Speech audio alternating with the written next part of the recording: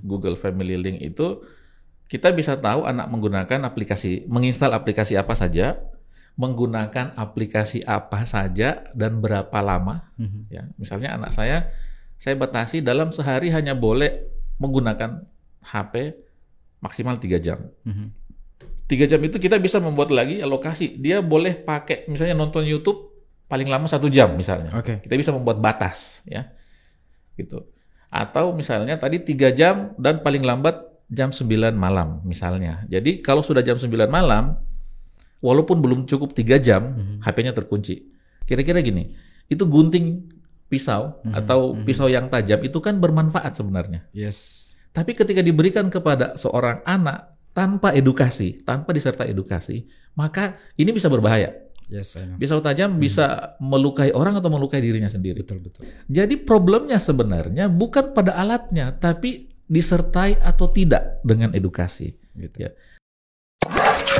Ikuti obrolan kami di PDD Indonesia. Sit back and relax and enjoy the talk. You're ready. Bapak Amal Hasan. Ini panggilannya Eyang Biru. Eyang atau Eyang Biru. Eyang atau Eyang Biru. Eyang itu kan identik dengan orang tua gitu ya. Kalau di Jawa. Kalau di Jawa. Iya. Kalau saya kan bukan orang Jawa dan tidak sedang berada di Jawa. Jadi it's okay dipanggil Eyang. Iya, artinya tidak ada hubungannya dengan itu. Tapi itu lebih nama akrab ya. Iya. Cara nulisnya itu huruf K belakangnya ya, bukan G. Eyang. Eyang. Berarti Eyang. Ini kenapa kamu pakai title? Titlenya panjang loh padahal. Memang di komunitas kami ya harusnya penggunaan title itu malah nggak terlalu ini. Ya.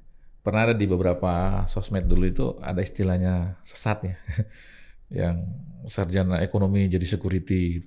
Oke. Kan ya. Atau jadi kan yang penting nggak usah dibawa-bawa itu deh. Ya, lebih ke nama akrabnya yaitu Eyang dan sebagai leader of Google Educator, kemudian divisi konseling RPI juga dan juga Indonesian ICT Volunteer Digital Family Care. Iya. Saya tertarik membahas tentang yang pertama adalah Digital Family Care. Karena that happens around us. Ini yang terjadi sama kita seputaran kita sekarang ini. Apalagi sekarang ini lagi di tengah pandemi, pasti ada hubungannya ke sana, unsur-unsur yang ke sana gitu ya. Tapi bisa dijelaskan dulu dong. Digital Family Care itu apa? Oh iya. Jadi ini sebenarnya kita berangkat dari kepedulian kita kepada keluarga ya. Maksudnya di sini oleh karena keluarga saat ini sedang dilanda wabah ya. Wabah itu namanya gadget. Ya. Jadi gadget ini ada di setiap rumah ya. Kalau orang peduli dengan narkoba, orang peduli dengan ini, kira-kira dalam 100 anak itu yang terdampak narkoba itu berapa? Ya. Pernah dulu ada kasus Lemfox misalnya, nah itu mungkin 100 anak ya mungkin ada 1 atau 2 gitu. Tapi kalau gadget itu semua. Ya. Ini barang ada di rumah. Setiap rumah sekarang ada gadget minimal satu rumah. Ya. Ada yang lebih banyak jumlah gadgetnya daripada jumlah penghuni rumahnya. Ya. Nah sementara ini barang ya ini revolusioner banget ini. Tapi kemudian kita tidak memiliki pemahaman yang memadai tentang ini. Makanya kemudian banyak sekali dampak negatif yang kita dapatkan dari barang ini yang dikeluhkan ya oleh para orang tua dulu ya sebelum era pandemi orang mengeluh tentang kerajinan kecanduan gadget lah, terapalah dan sebagainya. Pornografi lah, apalah di sini kemudian bully, cyberbully ya dan sebagainya itu banyak sekali dan kemudian terkesan orang tua tidak berdaya ya. Para pendidik orang tua seakan-akan tidak berdaya. Jadi cara yang dilakukan cuma 2. Melarang sama sekali atau membebaskan sama sekali. Dan yang terjadi adalah ketika dilarang sama sekali anak-anak jadi gaptek ya. Dilarang tidak boleh bawa ke sekolah, tidak boleh dan sebagainya ya. Biasanya pesantren-pesantren itu ini sekolah HP itu barang haram atau sekalian tapi anak-anak jadi gaptek ya padahal kita sedang memasuki era digital ya.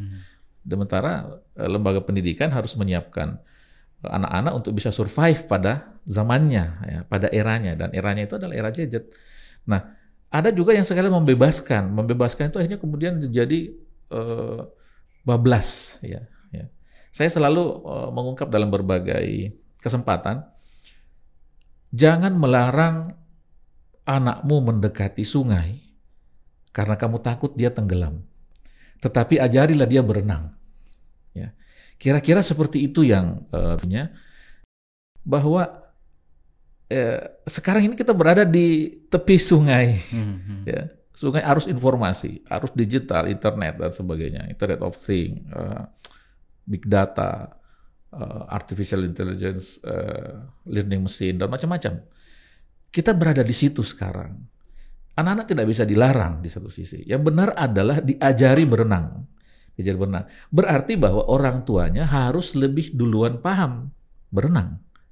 Ya, harus tahu berenang duluan. Nah, repot memang kalau orang tua tidak tahu berenang, bagaimana bisa mengajari anaknya berenang? Bagaimana bisa mendampingi anaknya berenang? Yang kejadian adalah anak-anak tidak tahu berenang atau sekalian betul-betul terbawa arus dan hanyut gitu. Nah, disinilah kemudian kita merasa perlu melakukan edukasi kepada setiap keluarga bahwa ini barang bisa dikontrol, bisa, dan tools untuk mengontrolnya banyak sekali. Ya, karena masalah gadget dan kemudian informasi yang begitu membanjir, ya, hoax dan sebagainya, itu adalah masalah semua pendidik di seluruh dunia. Ya, bukan masalah kita di sini Indonesia aja gitu. Di negara maju juga masalahnya seperti ini. Bukan hanya masalah agamawan, para ulama, ya, para pendeta, ini semua punya keluhan yang sama. Termasuk para pembuat gadgetnya sendiri juga punya keluhan yang sama. Dan tentu karena punya masalah yang sama, mereka juga memikirkan solusinya. Dan solusi untuk ini sudah dibuat cukup banyak. Yang masalah sekarang adalah oleh karena ini tidak jatuh ke tangan orang yang tepat. Maksud saya gini, fitur-fitur untuk mengontrol ini, misalnya pertanyaan gini, bisakah gadget ini dikontrol oleh orang tua supaya dia bisa tahu anaknya menginstal aplikasi apa, dia menggunakan handphone sudah berapa lama, membuka situs apa saja misalnya, ya. Dan bisakah orang tua mengontrol dan membatasi? Jawabnya bisa. Jawabnya bisa. Orang tua bisa memantau dari jauh. Orang tua yang sibuk sekalipun, yang kantoran dan sebagainya bisa. Cuma karena orang tua tidak mau belajar, ya, karena merasa dirinya gaptek dan sebagainya, tools atau fitur-fitur untuk mengontrol tadi justru anak-anak yang pakai untuk mengontrol orang tuanya. Ya. Bagaimana tidak seorang ibu membeli handphone baru karena merasa dirinya gaptek, ini sugesti, mensugesti dirinya gaptek. Nah, ini mama punya HP baru, tolong disettingkan mama. Mama mau main Facebook? Iya, mama mau main WA juga. Ya.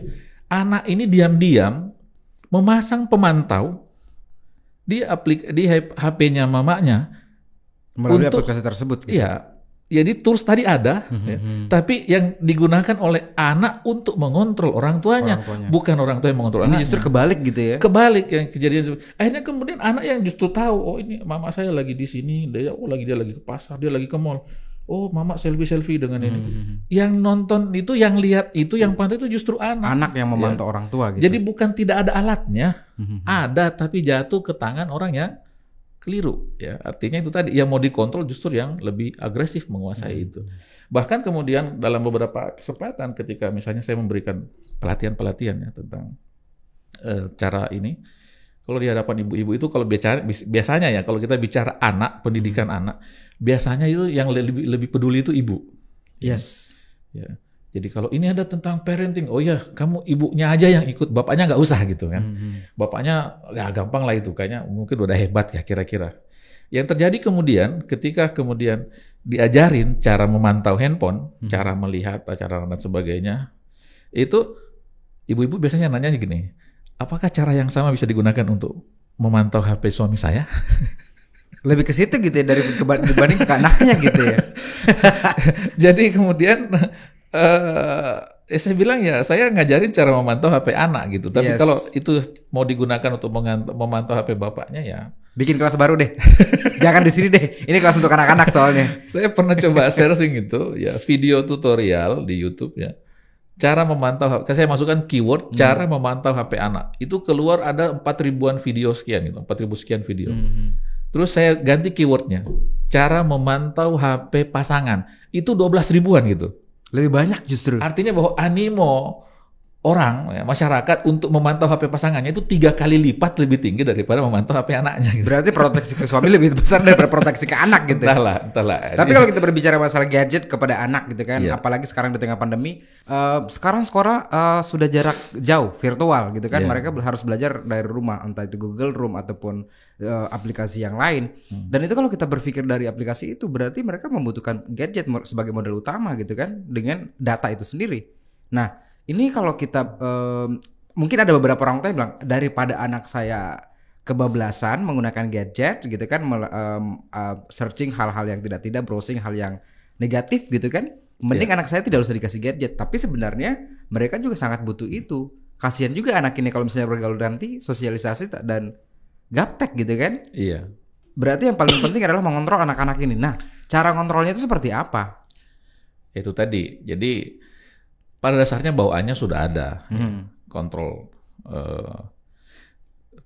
untuk mengontrol ini, mengontrol dengan legal ya. Yes. Karena kan kalau mengontrol ilegal itu namanya menyadap. Ya itu dia. Tapi kalau menyadap anak sendiri nggak ada masalah ya dong? Ya Maksudnya untuk mengontrol secara diam-diam gitu.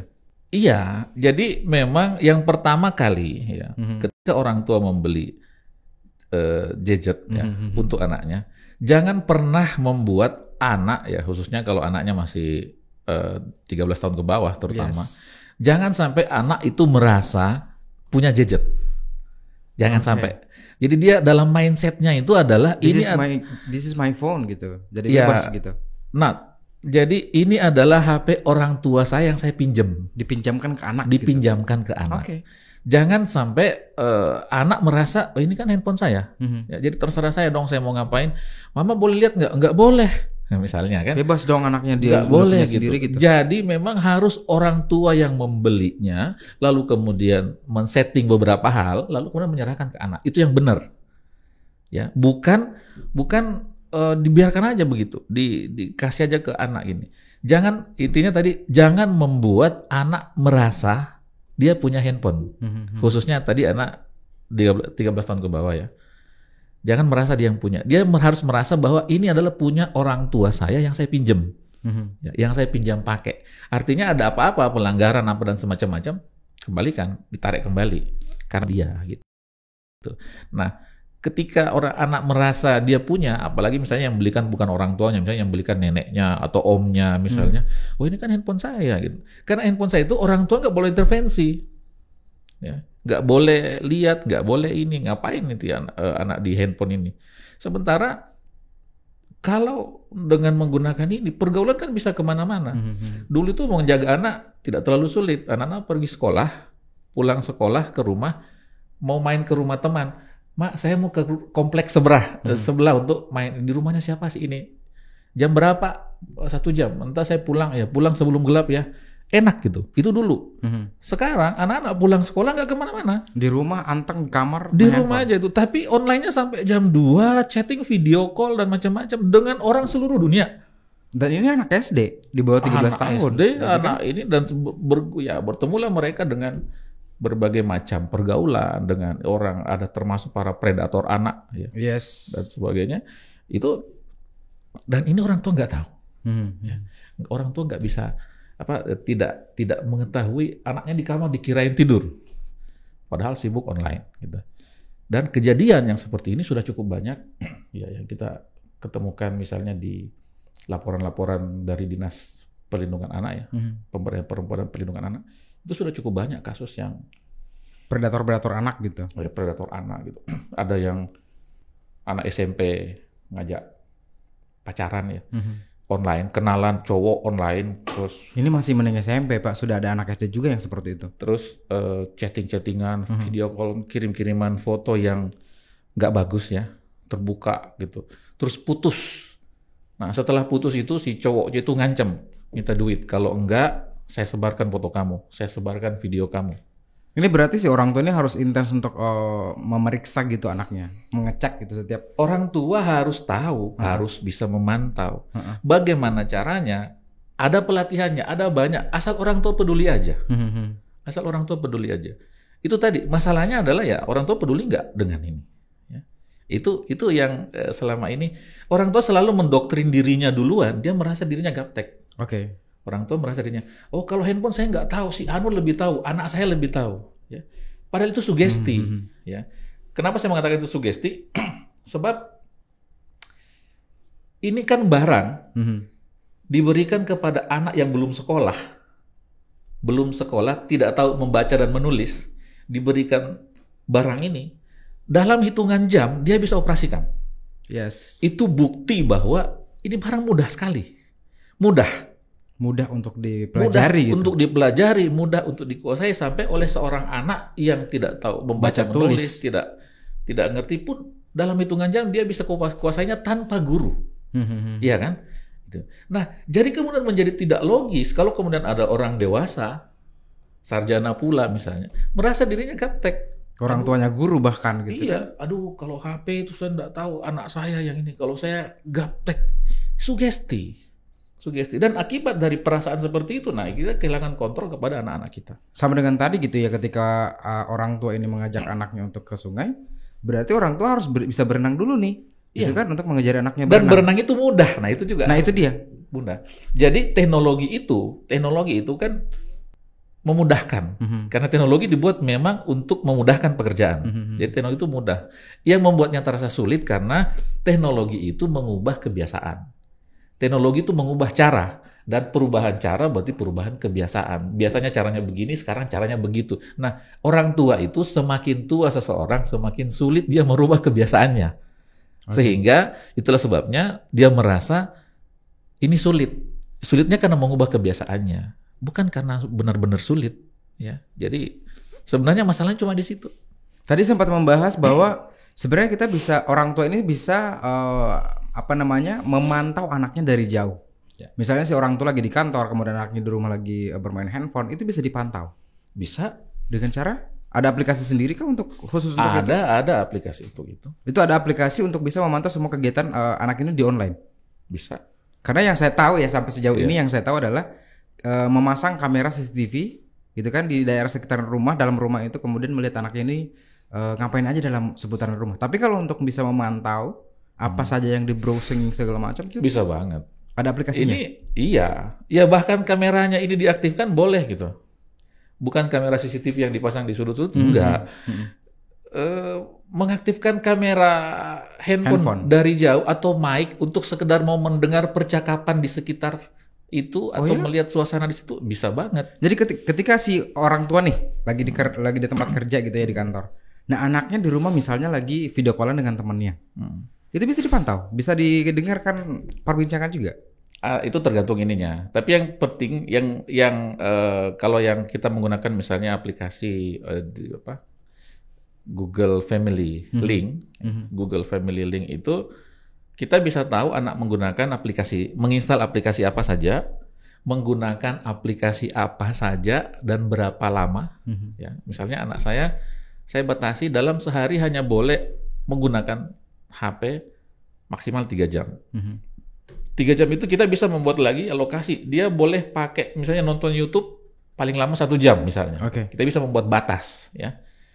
Gitu. Atau misalnya tadi 3 jam dan paling lambat jam 9 malam misalnya. Jadi kalau sudah jam 9 malam walaupun belum cukup 3 jam HP-nya terkunci. Atau walaupun belum jam 9 tapi sudah 3 jam terkunci. Nah, misalnya seperti itu. Dan untuk membukanya dia harus menghubungi saya.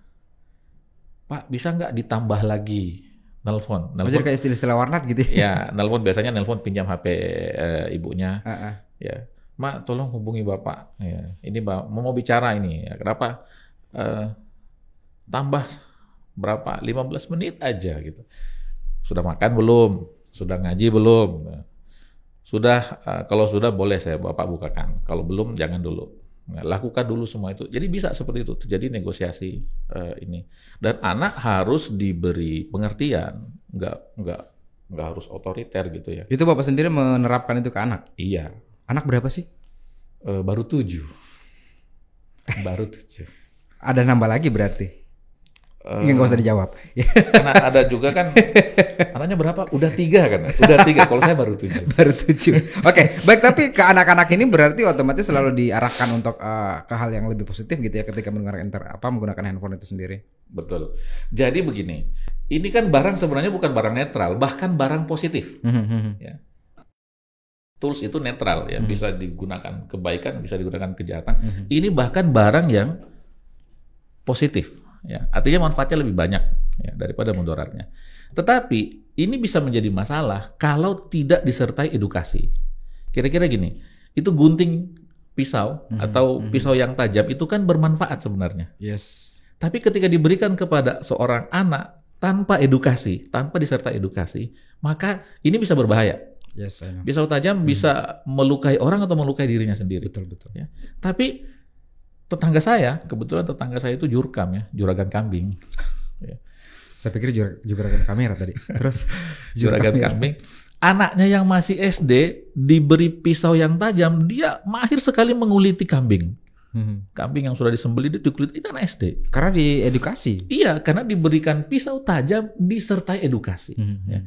Jadi problemnya sebenarnya bukan pada alatnya, tapi disertai atau tidak dengan edukasi. Gitu. Ya. Masalahnya kalau handphone seperti ini, jadi diberikan aja, diberikan dan tidak ada penjelasan apa-apa cara pakainya, ini untuk apa dan sebagainya. Nah, dikatakan disalahgunakan. Sebenarnya nggak bisa juga disalahgunakan karena tidak diajarkan cara membenargunakan. Karena gini yang saya dapat ya Pak ya, Yeah. yang saya lihat di sini adalah rata-rata orang tua itu memberikan gadget ke anaknya karena si anak ini tidak mau kelihatan ketinggalan dari teman-teman yang lain ataupun sepupu-sepupu yang lain. Yeah. Gitu kan? Oke, anaknya sudah dikasih handphone, ya kan, smartphone yang anak ini bisa akses kemanapun. Tapi si orang tua ini cuman paling begini, rajin belajar ya, bapak kasih ini ya handphone ya, rajin belajar ya, itu doang gitu loh. Dan itu bukan termasuk edukasi ya dalam menggunakan handphone itu sendiri. Enggak, justru diperlihatkan. Nah, ini salah satu hikmah pandemi ya. Akhirnya kemudian bermunculan tools-tools untuk pembelajaran. Iya. Ya. Ini Google Classroom misalnya. Google Classroom itu kan dari dulu udah ada. Tapi banyak yang baru dikenal sekarang. Karena kebutuhan. Iya, ternyata kita bisa mengikuti kelas virtual ya, menggunakan handphone. Kita bisa melakukan kelas virtual ya, kelas pembelajaran jarak jauh dengan itu. Ini kenapa baru ketahuan sekarang ya? Karena dipaksa oleh pandemi. Andai kata dari dulu yang vendor itu mengikuti permintaan pasar. Jadi ketika permintaan pasar kebanyakan misalnya orang suka menggunakan handphone untuk foto selfie misalnya, muncullah produk kamera terbaik, selfie ekspor apa misalnya kan, karena mengikuti permintaan pasar. Bayangkan seandainya kemudian ini kebanyakan digunakan untuk pembelajaran sebagai alat pembelajaran ya, ini, maka tentu juga vendor ya akan membuat juga produk yang mengikuti itu permintaan pasar ya. Jadi ini kenapa kebanyakan gap ya, karena memang itu ya permintaan pasar. Karena tidak ada edukasi yang menyertai barang ini, maka anak-anak mencari kesenangannya sendiri di sini. Mencari kesenangannya sendiri, nah muncullah yang game ditemukan, game dimainin. Tapi bagaimana dengan kasus? Saya pernah dengar kasus ini loh. Semoga saya tidak salah ingat.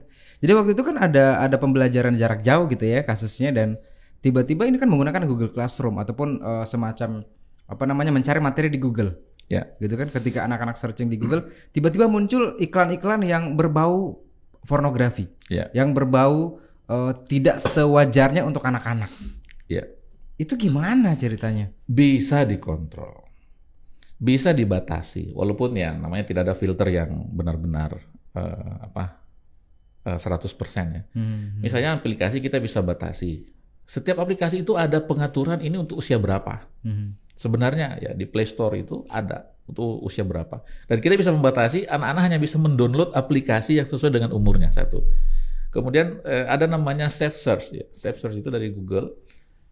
Misalnya kita kalau tidak diaktifkan itu misalnya kan ketik kata ayam gitu. Ya kan yang muncul itu macam-macam ayam, tuh ayam kampus apa kan gitu kan. Macam-macam itu kan. Tetapi kalau kita aktifkan Safe Search itu, walaupun keyword yang tidak baik sekalipun, ya, itu bisa hasilnya yang muncul yang positif-positif aja. Bisa dibegitukan. Ada settingan untuk itu, settingan untuk itu ada. YouTube juga seperti itu, nonton video. Ya kan biasanya kita nonton video tapi muncul iklan ya, muncul iklan yang nggak senonoh. Ya gitu, yang memancing kita untuk ini. Nah kalau untuk anak bisa diatur bahwa iklan seperti itu nggak muncul, ya, karena konten YouTube itu sebenarnya terbagi 3, ya. Ada public, ya, ada restrict, dan ada very restrict. Ya. Ada sangat terbatas 13 tahun ke bawah, terbatas 18 tahun ke bawah, dan umum. Umum itu di atas 18 tahun. Ya. Kita bisa, misalnya anak kita tidak bisa nonton ini dan itu. Itu. Ada caranya, ada kontrolnya, ada ininya di sini. Ya. Ya itu tadi, kalau kita menggunakan tools-tools yang disiapkan untuk tools parenting dari Google atau dari yang lainnya, banyak. Cuma memang kita tidak ada edukasi untuk itu. Tidak. Kapan sih misalnya ada pengajian yang membahas masalah itu? Atau apa? Kan nggak ada gitu. Ya, padahal kita sedang menggunakan alat yang ada di rumah, ada di setiap rumah hari ini. Ya kita perlu sekali kontrol. Nah itu. Jadi memang masalahnya di situ. Iya. Membelikan barang mewah ke anak termasuk gadget, tapi harus disertai dengan edukasi itu. Harus disertai edukasi. Dan berarti orang tuanya harus teredukasi duluan. Ya, karena harus mengetahui itu sebelum mentransfer ilmu itu kepada anak itu sendiri. Betul. Oke, baik. Kesimpulannya adalah saya pengen Bapak menyimpulkan step-step yang harus dikerjakan seorang orang tua yang ketika memberikan fasilitas berupa gadget kepada anaknya. Step-step ataupun langkah-langkah yang harus dimiliki ataupun dilakukan orang tua itu sendiri apa? Yang lebih baiknya supaya anaknya ini tidak menyalahgunakan gadget yang dibelikan itu. Ya. Jadi yang pertama orang tua harus menyadari ya, ini barang harus mengajarkan kepada anaknya. Sebenarnya gadget itu sebenarnya aslinya tidak ditujukan kepada anak di bawah 13 tahun. Ya, sebenarnya begitu. Tidak anak di bawah anak SD lah ya. Tidak diberikan. Jadi kalau dulu-dulu ya sebelum era pandemi ada guru SD ya nyuruh siswanya cari pelajaran di internet, sebenarnya nggak benar. Itu nggak boleh? Iya, nggak usah cari di internet gitu. Kalau masih SD, aslinya begitu. Jadi pemberian gadget kepada anak itu adalah dalam tanda kutip terpaksa. Terpaksa ini karena beberapa hal. Ya, nah itu aslinya seperti itu. Tapi kalau memang harus diberikan pada anak di usia SD, nah itu tadi jangan membuat anak merasa memiliki. Ya. Berarti yang pertama tadi adalah membelikan gadget, tapi meyakinkan ke anak bahwa jangan pernah memahamkan anak bahwa sebenarnya gadget ini bukan untuk kamu, tapi kamu dipinjamkan. Kamu boleh pinjam, kamu boleh pakai, punya bapak kamu boleh pakai ini dengan syarat ini, gitu. Jadi anak itu merasa bahwa iya saya ini memegang ini dengan sejumlah aturan dan juga bicara terbukalah sama anak. Bicara terbuka sama anak bahwa ini berbahaya, ini tidak baik, ini begini dan begitu. Anak saya menginstal aplikasi, ini aplikasi ada phone guard katanya untuk melindungi handphone kita. Nah, jangan install itu justru malah masuk ya hack. Ya. Berarti yang kedua tadi, yang pertama adalah melihat ataupun meyakinkan ke anak bahwa ini adalah barang pinjaman untuk kamu dari bapak ataupun dari mama gitu ya. Nah, yang kedua adalah selalu mengontrol searching history-nya itu. Jadi handphone itu sebelum diberikan kepada anak disiapkan dulu. Oh, disiapkan dulu justru. Aplikasi apa aja yang. Jadi, nah ini kan masalahnya kan ada mulai dari akunnya misalnya. Ini semua smartphone kan ada akunnya. Pertanyaannya identitas smartphone itu ada pada akunnya, bukan pada kartunya ya. Kalau handphone biasa nomornya, ganti SIM card selesai. Tapi kalau smartphone itu kan akun. Pertanyaannya akun ini dibuatkan siapa yang buat?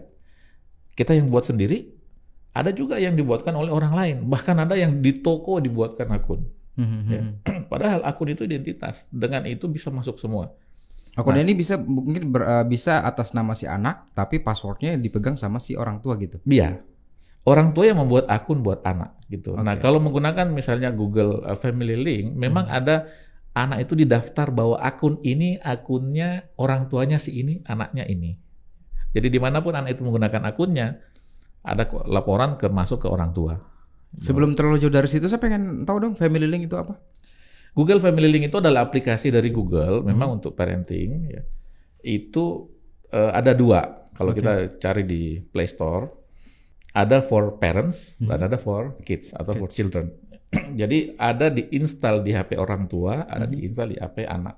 Cuma di situ dibatasi memang maksimal orang tua 2 dan anak 4. Oh gitu, berarti kayak bapak 7 anak nggak bisa gitu ya? Iya, kan memang. Tapi yang berumur di bawah ini nggak sampai 7. Karena sudah gede. Gitu. Udah gede-gede yang lain. Oke. Dan berarti Google Family Link seperti itu.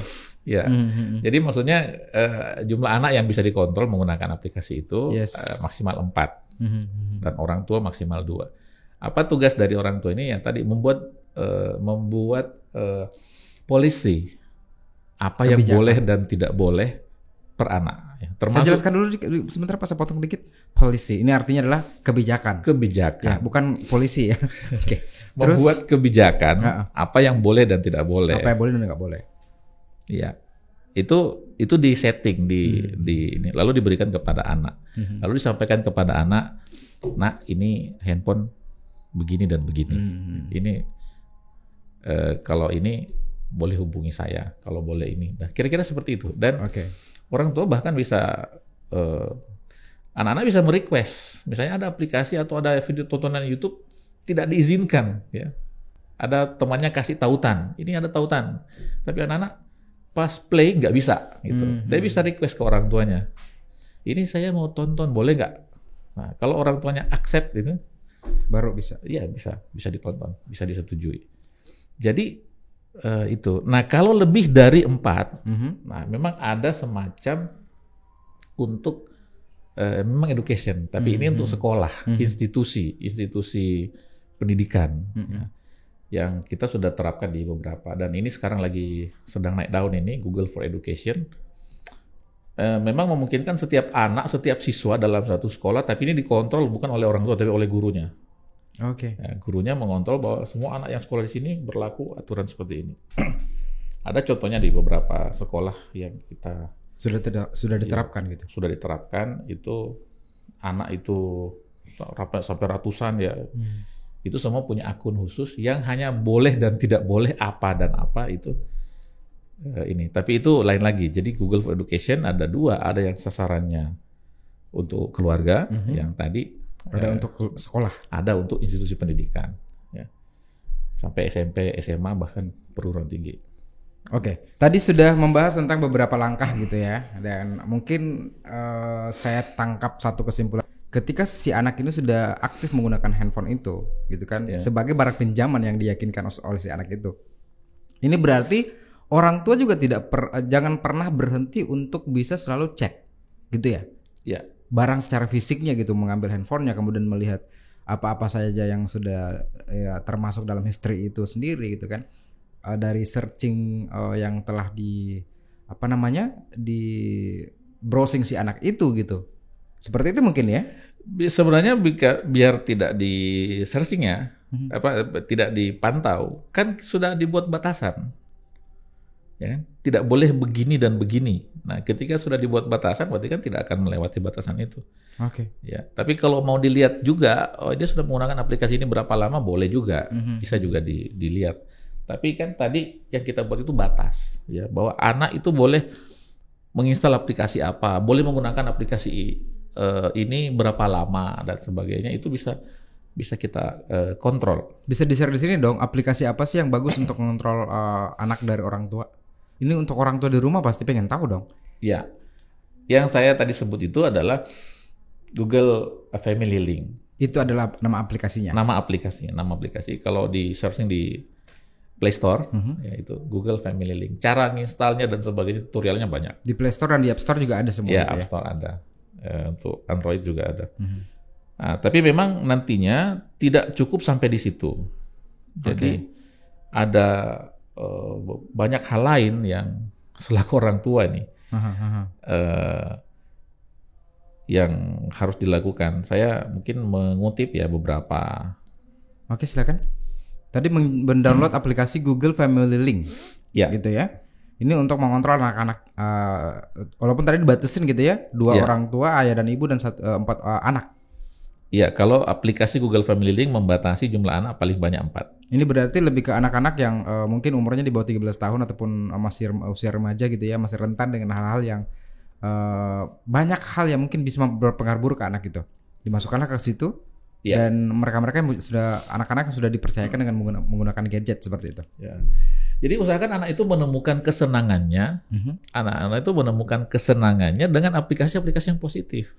Oke. Kan banyak aplikasi positif yang anak-anak juga bisa senang, bisa dan melatih kreativitasnya. Atau ada banyak seperti itu.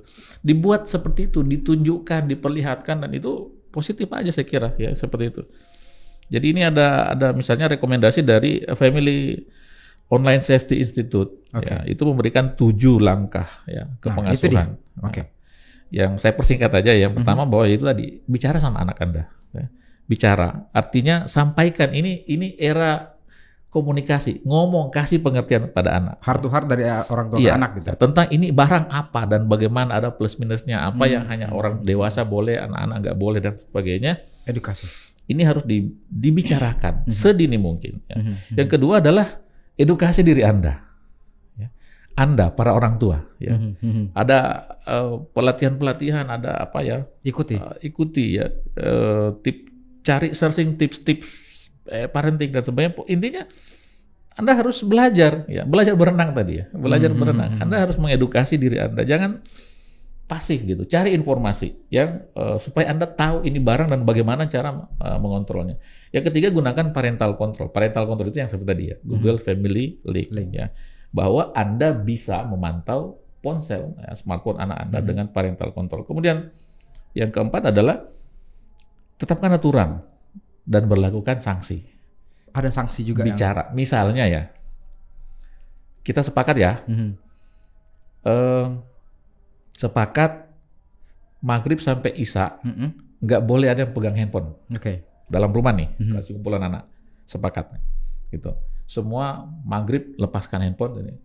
Anak orang tua sama, misalnya, ya, nggak boleh pegang handphone sampai itu kesepakatan aja. Nah, kalau itu kemudian ada yang melanggar, itu terapkan sanksinya. Sanksinya itu sita handphonenya misalnya. Ambil, nggak boleh pinjam lagi, karena kan tadi dipinjamkan. Ini harus dilakukan sama-sama. Ini yang keempat. Ya.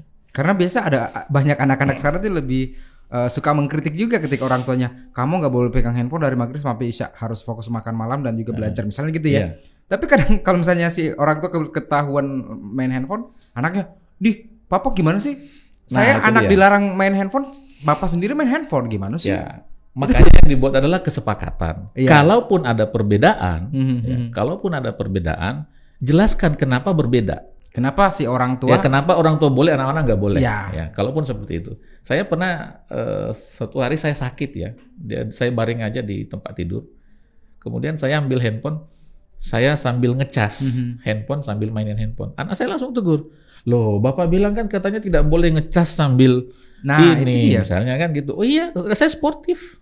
Oh iya, bapak lupa gitu. Kan bapak lagi sakit tidak kemana-mana, jadi ini semuanya berlangsung di tempat tidur aja gitu. Nah, waktu itu saya langsung, jadi sportif aja gitu. Kalau salah ngaku salah aja sama anak, ya nggak ada masalah. Jadi jangan membela diri gitu ya. Jangan ini. Kalaupun tadi ada yang dibilang berbeda, harus jelaskan kepada anak kenapa ini boleh kayak bagi bapak sama anak nggak boleh. Ya, itu harus jelas anunya. Anak-anak meyakinkan ke anak gitu. Ya, sugesti ke anak. Anak-anak paham tentang itu. Yang kelima adalah kalau bermain sosmed, ya silahkan follow atau ajak Anda berteman di sosmed, tapi tidak usah stalking, tidak usah terlalu jauh gitu. Update status misalnya, orang tuanya komentari gitu, nggak usah. Ya, sekedar berteman aja, sekedar lihat-lihat anak saya siapa, temennya siapa, kemudian ini, tapi diam-diam aja gitu. Nggak usah diikut nimbrung di situ juga gitu, nggak usah komen. Nggak usah begitu anak komen gitu, dikomentari lagi kan, nanti anak merasa tidak nyaman dengan itu, ya, gitu. Itu temanmu yang komen kamu itu siapa ya? Itu teman apamu?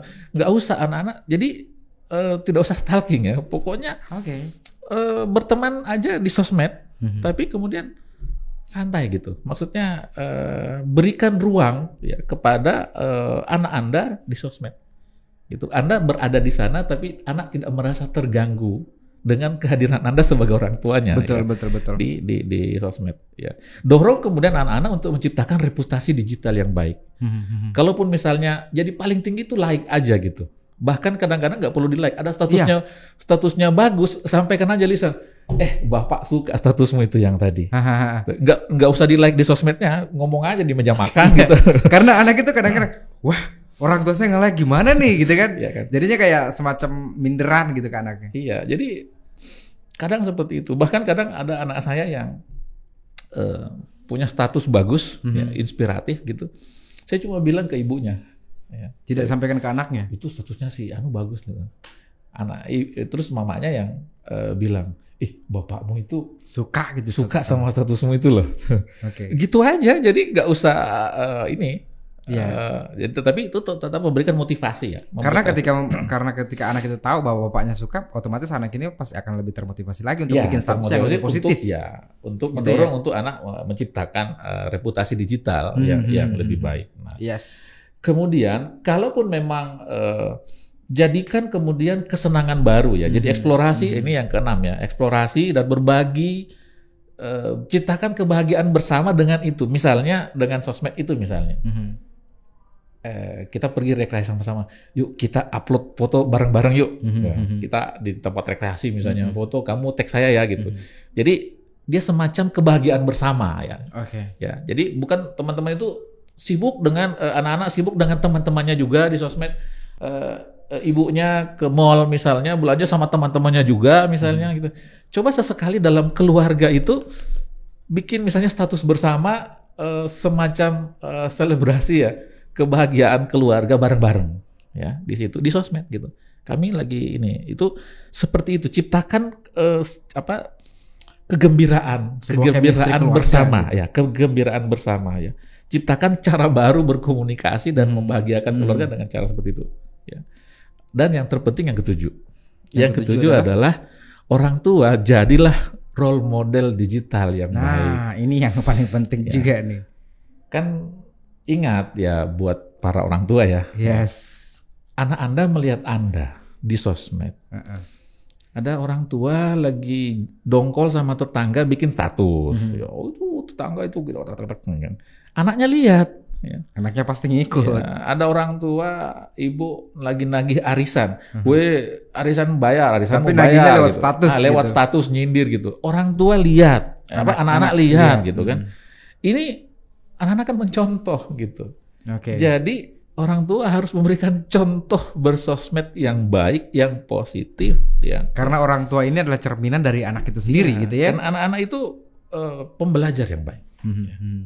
Anak-anak adalah pembelajar yang baik. Jadi mereka fast learner gitu. Bahaya nih. Itu dia. Karena banyak juga orang tua yang begitu udah di sosmed, waduh bablas juga dia. Iya.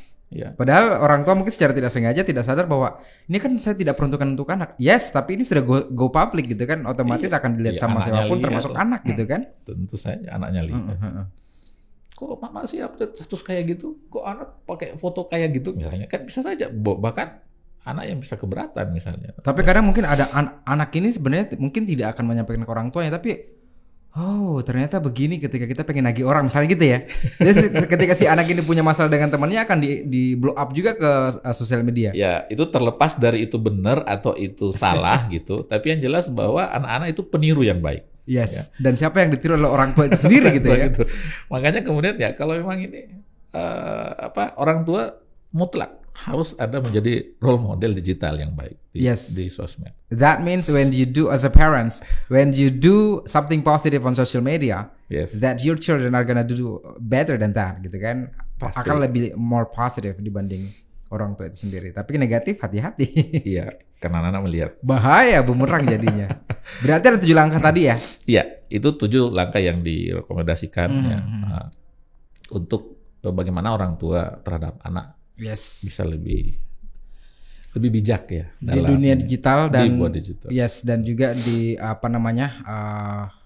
memberikan gadget ataupun fasilitas seperti itu kepada anak pun tidak ada masalah, tidak ada salahnya sama sekali, tapi justru harus mengontrol anak-anak dan memberikan edukasi lebih awal. Betul. Itu yang paling penting. Sertai dengan edukasi, kontrol serta edukasi. Menyertai edukasi ini penting. Tadi berarti orang tuanya harus teredukasi duluan. Gitu. Ini berarti bahwa menjadi mutlak ya para orang. Mungkin forum-forum yang ada pelatihan-pelatihan yang kemudian memberikan cara mengontrol dan sebagainya. Dan jangan ibu-ibu terus, bapaknya juga ini. Ikut ambil andil gitu ya. Saya sering ngisi itu waktu ibu-ibu ya pesertanya, ibu-ibu bilang, wah kalau kayak gini sih kayaknya bapaknya lebih cocok ini. Ada yang ngomong begitu, ketika cara settingnya seperti ini, klik di sini, lalu klik di sini. Itu betul nggak tuh? Ada yang ya kemudian ada ibu-ibu yang ngomong begitu. Kalau kayak gini sih kayaknya bapaknya lebih cocok ini. Bapak gitu. membenarkan statement itu? Bapaknya nggak hadir masalahnya. Iya. Menurut Bapak apakah seorang ayah yang justru lebih cocok untuk mengontrol anaknya atau si ibu juga? Iya, karena itu teknis. Wajib tahu gitu. Ya, karena itu teknis. Jadi kalau sudah agak ribet-ribet ya, mungkin ya tadi ada lebih misalnya berbahasa Inggris tuh, ibunya nggak ngerti bahasa Inggris kalau atau ada istilah-istilah yang apa misalnya. Kalau bapaknya mungkin lebih familiar dengan istilah-istilah itu dan sebagainya. Kan memang harusnya tanggung jawab anak ini kan tanggung jawab orang tua. Orang tua itu ya ibu dan bapak ya, gitu. Jangan cuma ibu aja. Maksudnya bahwa kalau seolah-olah itu urusan, ya, kan yang banyak sekali gitu. Ada itu tadi ya untuk pelatihan digital pelatihan family parenting ini gitu. Yang hadir itu ibu-ibu yang banyak, jarang bapak-bapak gitu. Bapak-bapak paling memberikan bekal gitu ya. Kira kamu datang, saya anterin sampai di depan pintu gerbang gitu kan. Bapak balik lagi, ibu yang ikutin. Dan yang salah-salah itu tadi, akhirnya kemudian ibunya diajari cara mengontrol HP anak, ya dia pakai juga di bapaknya. Oh ternyata bapak bisa di cloning ya WA-nya. Ya, kayaknya ini memang harus mengedukasi orang tua juga gitu kan, bahwa sebenarnya ini kegiatan parenting bukan mother's thing gitu kan. Jadi beda nih antara parenting berarti ayah dan ibu gitu kan. Tapi kalau misalnya mother doang ataupun ibu doang yang datang berarti bukan parenting namanya. Itu yang paling penting ya. Buat di rumah nih harus tahu nih, harus sadar itu gitu. Jadi parenting role yang diambil ini dari kedua orang tua, ayah dan ibu, karena parents. Gitu kan? Bukan mothering, bukan fathering gitu. Ini yang paling penting nih. Gitu ya? Iya. Oke. Terima kasih banyak sudah hadir berbagi. Dan sebenarnya kalau misalnya kita mau gali dari seorang bapak yang ini, banyak sekali yang harus kita gali. Iya. Ya, pernah menjadi anggota dewan. Pernah banyak sekali track record yang sudah buat gitu. Banyak sekali yang bisa diceritakan sebenarnya, tapi karena waktu kita terbatas, nanti kita akan undang lagi untuk membahas hal yang lain mungkin. Siap. Kalau itu bisa memberikan manfaat, pasti. Tidak apa-apa untuk berbagi, ya, inspirasi ya, menginspirasi. Saya kira memang ya seperti itu. Kalau tadi track record, ya, pernah jadi mungkin ya jadi politisi ya. Tapi saya bukan orang partai, bukan orang ini, karena ya orang bilang gini, tidak semua orang partai itu politisi dan tidak semua politisi itu orang partai. Gitu. Ya, bahkan banyak juga yang calon-calon kemarin nggak pakai partai gitu. Ya tapi kita nggak pengen bahas itu lah. Ya kita lebih membahas tentang parenting, ya bukan mothering dan juga bukan fathering. Itu yang paling penting. Tapi saya pengen ajak dulu teman-teman di rumah, terutama orang tua di rumah, viewers BDD. Saya minta Anda berkomentar sekarang juga di kolom komentar. Ya, tinggalkan jejak dengan cara berkomentar di bawah sini tentang parenting, tentang bagaimana cara ataukah apa yang harus dikerjakan seorang orang tua kepada anaknya. Silakan kolom komentar di bawah sini, atau Anda ingin berbagi pengalaman mungkin ya terhadap apa yang Anda alami di keluarga, termasuk Anda sebagai orang tua kepada anak-anak di rumah. Nah, saya minta Bapak juga nanti akan mengontrol tayangan kita ini di YouTube, dan juga nanti kita akan lihat komen-komennya Bapak yang bisa jawab langsung. Siap. Ya. Terima kasih banyak Bapak yang sudah hadir. Terima kasih. Ya, dan ini luar biasa sekali inspirasinya. Bukan hanya sekedar inspirasi, tapi pelajaran yang besar dan berharga kepada seluruh orang tua di rumah untuk bisa mengontrol anaknya lebih ketat lagi, bukan lebih ketat sih ya, tapi lebih bijak lagi dan memberikan edukasi lebih dini. Iya. Itu yang paling penting. Terima kasih banyak Bapak yang sudah hadir. Terima kasih juga ya atas kesempatannya di sini. Ya, next time kita akan panggil lagi lah. Banyak yang bisa kita gali. Allah. Terima kasih banyak, inspirasi itu Anda. BDD Indonesia, sampai jumpa.